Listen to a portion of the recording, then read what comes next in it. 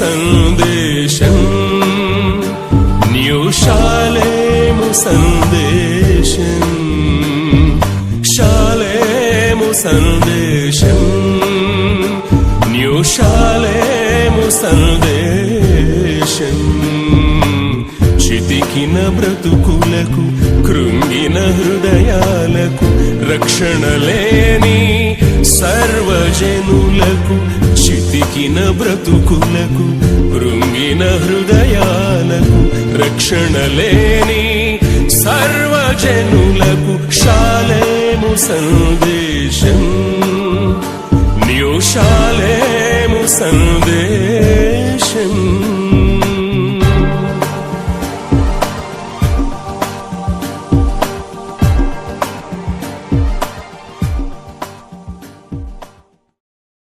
యెషయా గ్రంథం మనందరికీ పరిచయమైన మాట. 66వ అధ్యాయం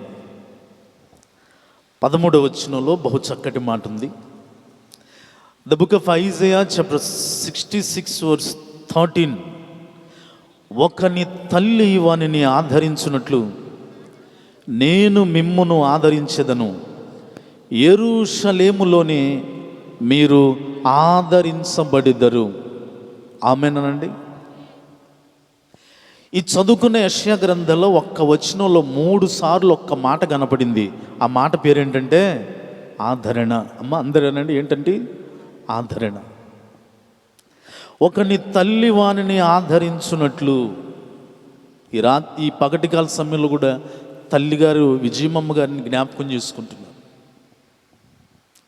ఒకని తల్లి వానిని ఆదరించున్నట్టు నేను మిమ్మను ఆదరించదను, యెరూషలేములోనే మీరు ఆదరించబడిదరు. యెరూషలేము అంటే శాంతి నిలయం అని అర్థమండి. ఎక్కడ శాంతి ఉంటుందో, ఎక్కడ శాంతి నెలకొల్పే మనుషులు ఉంటారో అక్కడ ఆదరణ ఉంటుందండి. ఈ మధ్యాహ్నకాల సమయంలో ఆదరణ మనకున్న ఒక 10-15 నిమిషాల్లో 5 రకాల ఆదరణలు మీ ముందు ఉంచుతానండి. ప్రత్యేకించి తల్లిగారు అత్తోట విజయమ్మ గారిని జ్ఞాపకం చేసుకుంటూ తల్లి గురించి నేను ఒక 5 మాటలు చెప్తా, జాగ్రత్త వినండి. ప్రపంచంలో ఉన్న ప్రేమలన్నిటిలో కల్లా స్వార్థం లేని ఒకే ఒక ప్రేమ అమ్మ ప్రేమ. నిస్వార్థమైన ప్రేమ అమ్మ ప్రేమ అండి. అమ్మ ప్రేమని నువ్వు ఏమిచ్చి తీర్చుకోలేవు, ఏమి తీసుకొని నువ్వు తీర్చుకోలేవు ప్రియుల. అమ్మ ప్రేమ ఎలాంటిదంటే నేను మీకు చెప్పాల్సిన పని లేదు, మీకు తెలిసిన ఒక 5 మాటలు జ్ఞాపకం చేసి వాక్యంలోకి వెళ్తా. అమ్మ ప్రేమ నిస్వార్థమైన ప్రేమ అంటానికి కారణం ఏంటంటే మనకు ఆకలిస్తున్నప్పుడల్లా, మనకు ఆకలిస్తుందేమో మళ్ళీ అని తను తినకుండా అలాగే వాటన్నిటిని దాచిపెట్టే ప్రేమ అమ్మ ప్రేమ. బలహీనతలో ఉన్నప్పుడు, అనారోగ్యంలో ఉన్నప్పుడు నిద్రపోకుండా సపర్యలు చేసే ప్రేమ అమ్మ ప్రేమ ఒక్కతేనండి. అన్నైనా, తమ్ముడైనా, బంధువులైనా, బంధాలైనా మనలో అన్ని లోపాల కనపడతాయి. కానీ కడుపును పుట్టిన బిడ్డలో లోపం కనపడినా కూడా వెనకేసుకొచ్చు కడుపులో పెట్టుకునే ఒకే ఒక ప్రేమ ఏంటో తెలుసా? అమ్మ ప్రేమ. అందుకే అమ్మ ప్రేమని ఏమిచ్చినా రుణం తీర్చుకోలేము, ఏమిచ్చినా కూడా ఆమెకి సాటి రాదు ప్రియులు. చూడండి, ఎంత తప్పులు విన్నా, ఎంత తప్పులు చేసినా, ఇతరులకు మనం ఏదన్నా కూడా ఒకవేళ తప్పు కనపడినా కూడా ఎంత చాటేసుకొని, ఎంత వెనకేసుకొని వస్తుంది. భూమి మీద ఒక ధైర్యం అండి అమ్ముంటే. అమ్మ ప్రేమ ఒకటి నిస్వార్థమైన ప్రేమ, రెండు, అమ్మ ఎలాంటిదో తెలుసా? మొదటి గురువు అమ్మే. మొట్టమొదటిగా పట్టుకొని నడక నేర్పించేది అమ్మే, మాట నేర్పించేది అమ్మే, సంస్కారాన్ని నేర్పించేది అమ్మే. అన్నీ అమ్మ దగ్గర నుంచే నేర్చుకుంటావు. పునాది అమ్మ. రెండు, అమ్మ మొదటి గురువు అండి. అమ్మ ఓడే తొలి బడి అన్నాడు ఒక ఆయన. రెండు, అమ్మ ఎలాంటిదో తెలుసా? ప్రపంచంలోకెల్లా ఓదార్చేది అమ్మ ఒక్కతే. ఇక తర్వాత ఎవరైనా తర్వాత అంటం కంటే ఇక లేరు, అంతే, లేరు. ఇక భూమి మీద ఓదార్పు కలిగేది అమ్మ దగ్గర. ఎలాగంటే ప్రపంచంలో ఎన్ని కష్టాలు వచ్చినా, ఎంతటి బాధలు ఉన్నా అమ్మ ఒళ్ళో తలబెట్టుకుని పడుకో, అనుభవించిన వాళ్ళకి తెలుస్తుందండి. ప్రపంచంలో నలుదిక్కులు, తూర్పు పడమర ఉత్తర దక్షిణ, అయినోళ్ళు కానోళ్ళు లేనోళ్ళు, ఉన్నవాళ్ళు అప్పులు ఇచ్చిన వాళ్ళు వీళ్ళు, ఎవరు కట్టుకున్నవాళ్ళు కడుపున ఎవరు వచ్చినా సరే, ఎంత బాధట్లో అయినా అమ్మ ఉంటే అమ్మ ఒళ్ళోకి వెళ్ళి అలా తలపెట్టుకొని ఒక్కసారి అమ్మ ఇది అన్ని కళ్ళ మీద నీళ్లు గారుస్తుంటే తల్లి ఏడుస్తాను నీ కళ్ళ నీళ్లు తుడుస్తూ ఎంత ధైర్యం చెప్తుందండి, ఎంత ధైర్యం చెప్తుంది. ఆమె చేతగాని పరిస్థితుల్లో ఉన్నా ఎంత ధైర్యం చెప్తుంది. ఎందుకో తెలుసా? ఒళ్ళో ఉన్నావుగా. 9 నెలలు కడుపు అన్న ఒళ్ళో మోసి మోసి మోసి నీ బరువేంటో తెలుసు ఆమెకి, నీ బాధ ఏంటో తెలుసు. నువ్వెంత బరువు ఉన్నావో అన్ని మోసిన ఆవిడ కన్న తర్వాత ఒళ్ళో పెట్టుకొని కన్నీళ్లు తోడటం పెద్ద పెద్ద లెక్క ఆమెకి. అందుకే ఎందరున్నా తల్లి లోటు ఎవరు తీర్చలేటండి. అంతేకాదు, 4వదిగా అమ్మ ఎలాంటిదో తెలుసా అండి? త్యాగమూర్తి, త్యాగానికి నిదర్శనం, త్యాగానికి నిలువుటద్దం. అద్దంలో నీ ముఖం చూసుకున్నట్టుగా త్యాగానికి అద్దం పెడితే అమ్మే. త్యాగానికి అమ్మే ప్రియులు. ఎందుకో తెలుసా? తన ఇష్టాలన్నీ పక్కన పెట్టేస్తుంది, తన సుఖం అంతా పక్కన పెట్టేస్తుంది. బిడ్డ ఇష్టం నెరవేర్చాలి, బిడ్డ సుఖం నెరవేర్చాలి. ఇది త్యాగం. చచ్చిపోయిందాక అమ్మకున్న ప్రేమ ఇదండి. అంతేకాదు, అమ్మలో ఉన్న 5వది ఆఖరిది 5ఏనా అండి? చాలా ఉన్నాయి, కౌంట్ చేయలేము. అయితే 5 వింటాం మనకి ఇష్టం కనుక. 5వది ఆఖరిది అమ్మ ఎలాంటిదంటే, చాలామంది అంటారు దేవుని ప్రతిరూపం అమ్మ అనండి. ఏ రూపం అండి? అందుకే పెద్దోళ్ళు అంటారు అన్ని చోట్ల దేవుడు ఉండలేక ఎవరిని పెట్టాడంట? అమ్మను పెట్టాడంట. కనుక అమ్మలో ఉన్న మొదటిది నిస్వార్థమైన ప్రేమ. 2, అమ్మలో ఉన్నది ఏంటండి? మొదటి గురువు. 3, అమ్మలో ఉన్నది ఏంటండి? ఓదార్పు. 4, అమ్మలో ఉన్నది ఏంటండి? త్యాగం. 5వది ఆఖరిది అమ్మే అసలు దేవుని యొక్క ప్రతిరూపం. ఆ అమ్మను పోగొట్టుకున్న మహేష్, మేరీ,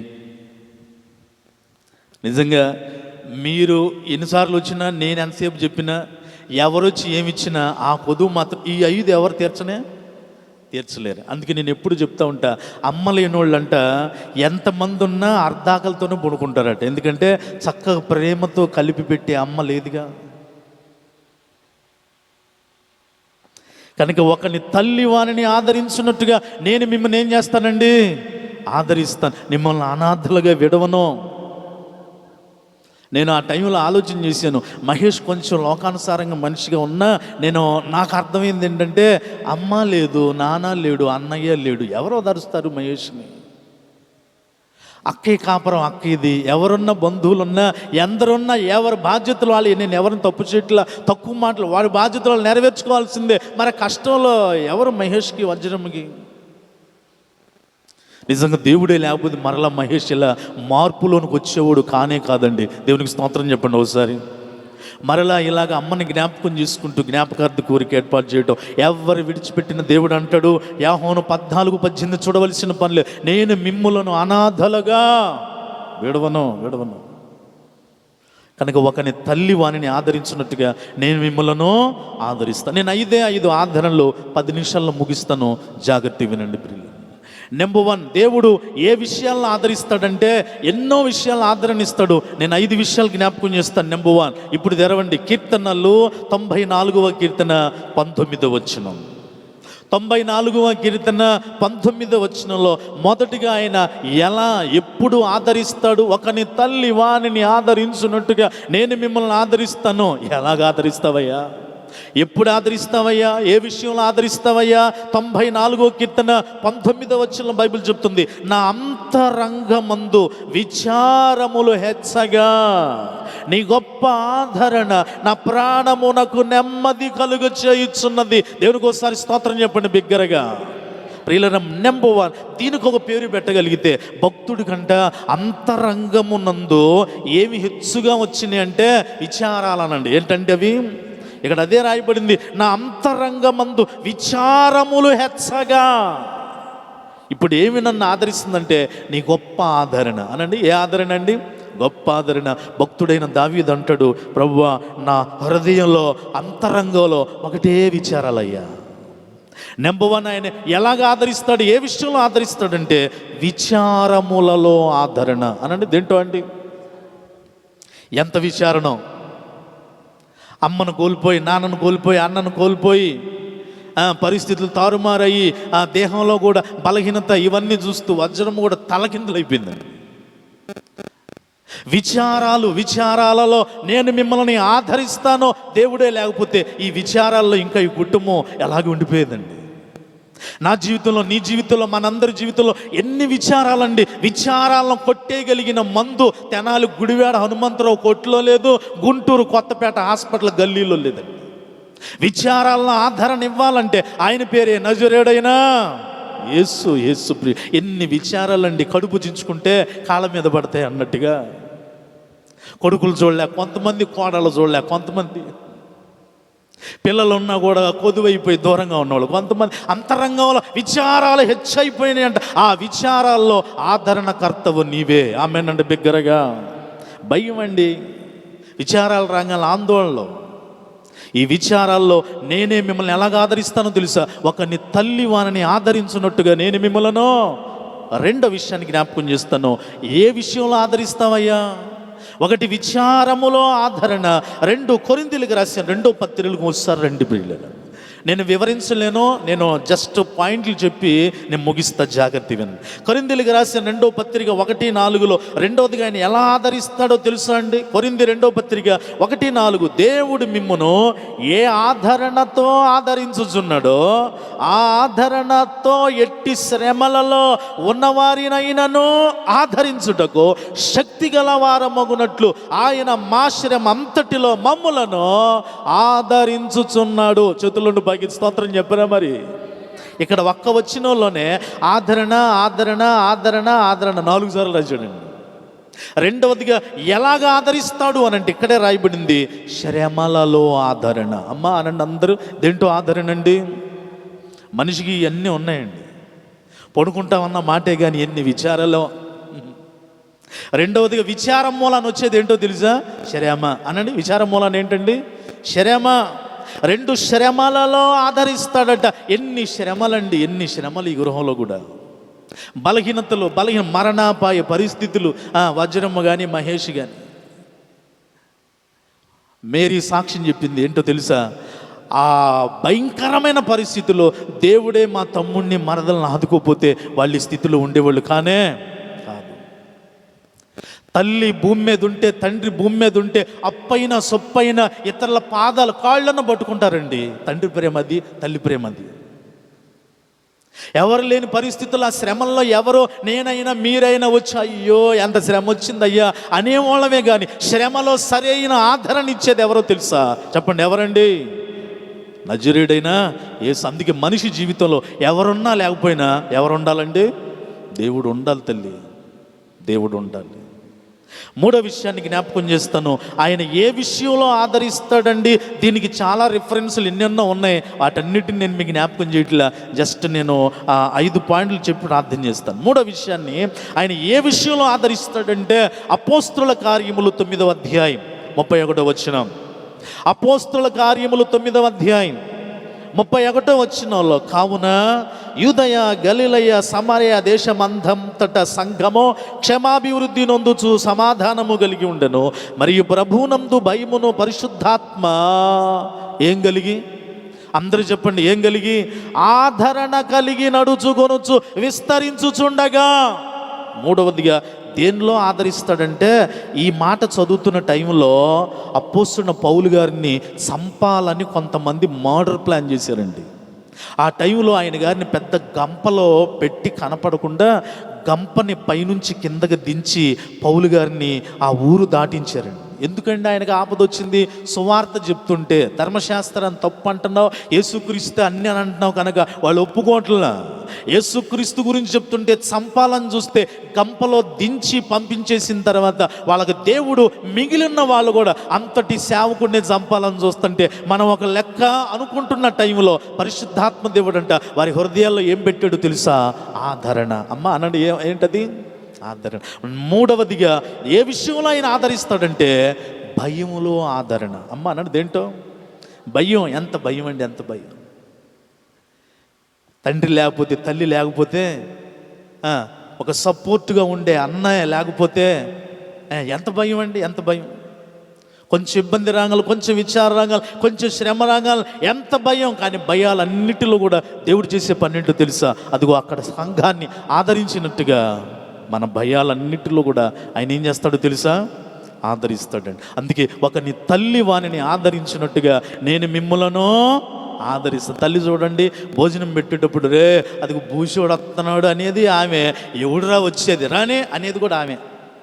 హలో, భయంలో ఆదరణిచ్చేది ఆమె, భయాన్ని నేర్పేది ఆమె. టోటల్గా తల్లి లేని తల్లి రుణము ఎవరు తీర్చుకోలేరండి. అయితే తల్లిలాగా ఆదరిస్తాను అంటున్నాడు. తల్లి వలే నేను మిమ్మల్ని ఆదరిస్తాను. ఎలాగ ప్రభువా? నెంబర్ 4, 4వ విషయం నేను ముగింపులోకి వచ్చేసాను, జాగ్రత్తగా. 4వది కానీ ఏ విషయంలోగా ఆయన ఆదరిస్తాడండి? 86వ కీర్తన 17వ వచనం. 86వ కీర్తన 17వ వచనంలో ఆయన 4వది ఎలాగ ఆదరిస్తాడు? యెహోవా 86వ కీర్తన 17వ వచనం, యెహోవా నీవు నాకు సహాయుడవై నన్ను ఆదరించుచున్నావు. ఈ మాట నాతో అందరూ అనండి, నాకు సహాయకుడవై నన్ను ఆదరించుచున్నావు. 4వదిగా ఆయన ఏ విషయంలో ఆదరిస్తాడంటే, దీనికి ఓ పేరు పెట్టగలిగితే, యెహోవా నాకు సహాయం లేదయ్యా, నాకు సహాయకుడవై ఆదరిస్తున్నావు అనంటే. నెంబర్ 4 ఆయన ఏ విషయంలో ఆదరిస్తాడంటే కష్టంలో ఆదరణ. అమ్మ అందరూ దేంటో ఆదరణ? కష్టం. కష్టాలన్నీ ఎవరికి వస్తాయండి? కొంతమంది అంటారు, ఎక్కడ లేని కష్టాలన్నీ నాకేనయ్యా, ప్రార్థన చేయవా? నీకు కాదు ఇంకెవరికి వస్తాయమ్మా? కష్టాలన్నీ నాకు తప్పితే ఇంకేమొస్తాయి? నీకు తప్పితే ఇంకెవరికి వస్తాయి? ఎందుకంటే మనుషులందరికీ ఏమొచ్చి తీరతాయి? చెప్పండి, ఏమొచ్చి తీరతాయి? కష్టాలు రావాలి. అపోస్తలుడైన పౌలు అంటాడు, ప్రభువా ఇంతగా హెచ్చించావయ్యా, 13 పత్రికలు 14 పత్రికలు రాసావు, ఖండాంతరాలు తిప్పే 30 సంవత్సరాల పరిచర్య, ఎంత అనర్ఘమైన వాదల్లో గెలుపునిచ్చావు, కానీ ఒంట్లో ఏంటి ప్రభువా ఈ రోగం పెట్టావు, ఈ ముళ్ళు పెట్టావేంటి, ఈ ముళ్ళు తీసేయని 3 సార్లు ప్రార్థన చేస్తే పౌలుతో యేసుప్రభు చెప్పిన మాట ఏంటో తెలుసా? తీస్తానల్లా తీయనల్లా నా కృప నీకు చాలు. ఆయనకు అదొక కష్టం. ఈ కష్టంలో ఆదరణ, దేవుడిచ్చే ఆదరణ. ముళ్ళు ఉన్నా కూడా అది ఏం చేయదండి. మనం దేవునికి స్తోత్రం చెప్పండి. కొన్ని గృహాలకు వెళ్తే కరిసే కుక్కలు ఉంటాయి, కరవన కుక్కలు ఉంటాయి అనండి. కరిసే కుక్కలు, కరవన. ఆ ఇంటోళ్ళు ఏమంటారు తెలుసా? అదేం చేయలేదు రండి అంటారు. అంటే ఏంటి? కుక్కే కానీ ఏం చేయదు, అది కరవదు. అంటే అలాగే కష్టం ఉంది, కానీ దేవుని ఆదరణలో నీకు ఆ కష్టం ఏంటో తెలియదు. ఆమెనండి బిగ్గరగా. ఈ రోజునండి దేవుడే లేకపోతే మహేష్, వజ్రమ్మ వాళ్ళ పిల్లల పరిస్థితి ఏంటండి? ఆ మేరీ పరిస్థితి ఏంటండి? కూర్చున్న మనందరి పరిస్థితి ఏంటి? నా జీవితంలో, నీ జీవితంలో ఎన్నో విషాదాలు, ఎవరి బాధలు వాళ్ళకు గొప్ప, అవునా కాదా? ఎవరి కష్టాల వాళ్ళకి ఎక్కువ అండి. కానీ దేవుడట అందరిని ఒకే రకంగా చూస్తాడట. దేవుని ప్రేమ ఎంత గొప్పదండి. అందుకే మనిషి జీవితంలో ఎవరన్నా లేకపోయినా ఎవరు ఉండాలండి? దేవుడు ఉండాలి. 5వది ఆఖరిది వినేసి మనం ప్రార్థన చేసుకుందాం. ఒకని తల్లి వానిని ఆదరించినట్టుగా నేను మిమ్మలను ఆదరిస్తాను. ఎలాగ ఆదరిస్తావయ్యా? ఎన్ని ఆదరణలు అయినాయండి ఇప్పటిదాకా? 4. నెంబర్ 1 విచారములలో ఆదరణ. నెంబర్ 2 శ్రమలలో ఆదరణ. నెంబర్ 3 భయములో ఆదరణ. నెంబర్ 4 కష్టంలో ఆదరణ. నయోమి అని బైబిల్లో ఉంది, మన అందరికీ తెలిసింది. ఆమె కూడా ఈ ఇంట్లో మహేష్ 3 పోగొట్టుకున్నట్టుగా నయోమి కూడా ఎంతమందిని పోగొట్టుకుందండి? 3. భర్తని పోగొట్టుకుంది, పెద్ద కుమారుని పోగొట్టుకుంది, చిన్న కుమారుని పోగొట్టుకుంది, దిక్కులేదు ఇంకా. ఉన్న కాస్త ఓర్ప అనే కోడలు కూడా ఏమైపోయింది, ముద్దు పెట్టుకొని వెళ్ళిపోయింది. రూతే లేకపోతే నయోమి జీవితం ఏమైపోయేదండబ్బా. నీ జీవితంలో కూడా దేవుడు ఎవరినో ఒకళ్ళని పెడతాడండి, భర్తనో భార్యనో, ఎవరినో పెడతాడు. ఎవరు లేరు నువ్వు దిగజారిపోవాల్సిన పని లేదు. ఎవరినో పెడతాడు.